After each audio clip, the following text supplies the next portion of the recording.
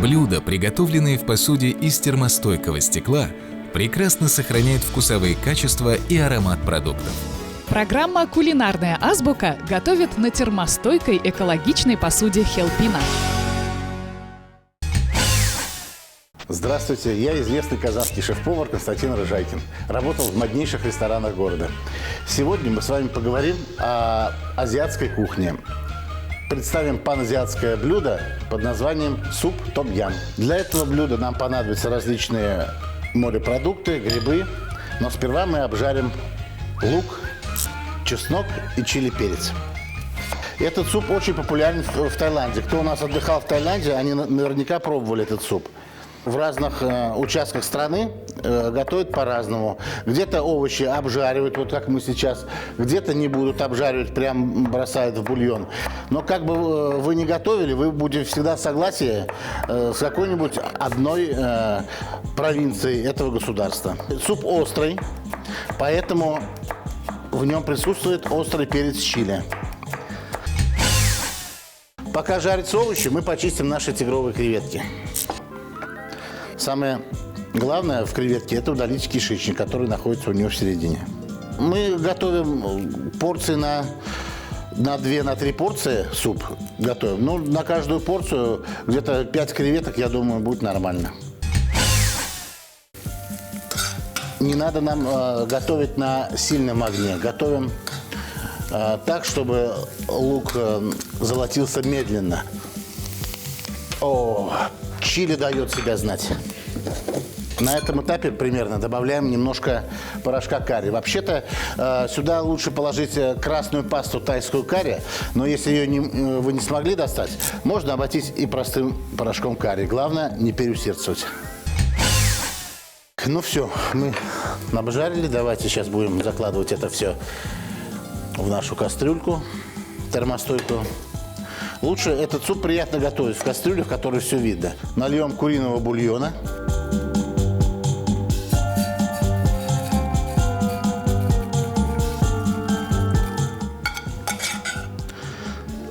Закладываем наши обжаренные продукты в наш бульон. У нас присутствуют грибы в нашем блюде, да? Грибы, может быть, тоже разные. Вот в данном случае у нас вешенки, да, но могут быть и шитаки, и эноки, то есть любые азиатские грибы, которые можно купить в магазине. Грибы долго варить не надо, потому что они станут деревянными. Грибы считаются сварившимися, если они начинают тонуть в бульоне. И еще один продукт, который мы сегодня будем использовать, это кальмар. Я их заранее почистил. Это наши кальмары, дальневосточные, российского производства. Так, на этом этапе мы добавляем в суп помидоры. Вообще можно добавлять свежие помидоры, но я хочу воспользоваться помидорами консервированными. Почему? Потому что свежие помидоры, они вкусны только летом, а консервированные помидоры, но надо, конечно, выбирать в собственном соку, не маринованные, а в собственном соку, помидоры очищенные желательно. А они делаются из сезонных помидоров, и у них очень яркий летний вкус. Из таких экзотических продуктов, которые мы должны положить в этот суп, одной из них является лемонграсс. Лимонник, лимонное сорго, называется по-всякому. Значит, что это за продукт? В нем сумасшедший вкус лимона. Если вы разрежете его, понюхаете, будет такое ощущение, что вы разрезали лимон и просто поднесли его к себе. Обалденный запах. Мы делаем разрезы на нем. Итак, мы нарезали наш лемонграсс, посмотрите, вот таким способом, да? Это поможет нам вытащить его, когда он нам не будет нужен. Вот мы помешиваем вот этой штукой и используем ее как мешалку. Все, на этом этапе мы кладем грибы и вот еще такой интересный соус рыбный. На вкус показаться может неожиданным, я бы сказал так, что этот вкус вас удивит.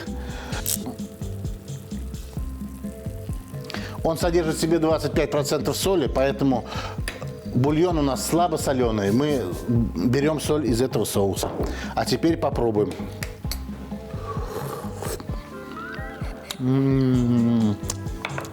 Еще пускай маленечко поварится, а мы начинаем забрасывать туда грибы.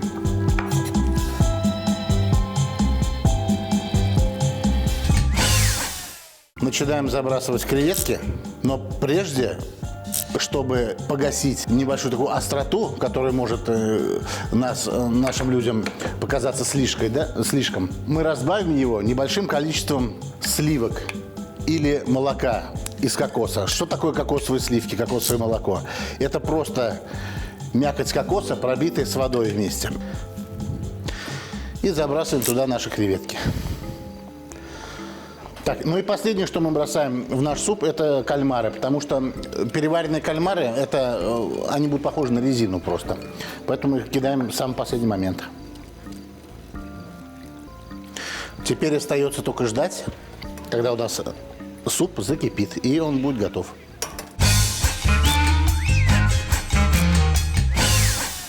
Ну, а теперь мы попробуем, что у нас получилось. Не бойтесь готовить, не бойтесь экспериментировать. Готовьте с нами, готовьте как мы, готовьте лучше нас. До свидания. Каша не пригорает, чайник закипает быстро. Даже обычный ужин настоящая хозяйка может превратить в маленький праздник. Программа «Кулинарная азбука» использует термостойкую посуду Васильевского стекольного завода.